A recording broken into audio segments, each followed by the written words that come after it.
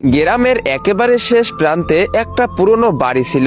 সেই বাড়িতে থাকতো 6 বছরের ঠুংঠুংয়ের ছেলে আর তার মা সুশীলা। ঠুংঠুং শহরে মজদুরির কাজ করতে গিয়েছিলেন। যাওয়ার সময় ছেলেকে কাঁধে বসিয়ে বলেছিলেন, বাবা আমি তাড়াতাড়ি ফিরবো আর তোর জন্য মিষ্টিও নিয়ে আসবো। ছেলেটি নিষ্পাপ ভাবে জিজ্ঞেস করছিল, কিন্তু বাবা আমি কি করে বুঝবো যে তুমি ফিরে এসেছো? ঠুংঠুং হেসে বলছিলেন, যখন আমি আসব তখন দরজায় লোহার কিছু দিয়ে জোরে জোরে টং টং শব্দ করব, তখন তুই বুঝে নিবি বাবা ফিরে এসেছে। সেই দিনের পর 2 বছর কেটে গেল।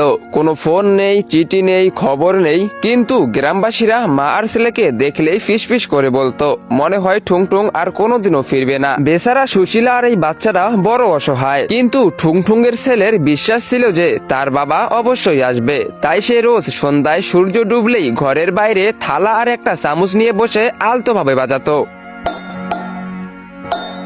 মা চুপচাপ দেখতেন আর কিছু না বলেই ভিতরে চলে যেতেন। তার চোখের জল থামতো না, কিন্তু ছেলের সামনে কখনো কাঁদতেন না, কারণ একটা সত্যি যা ছেলেকে জানাতো না।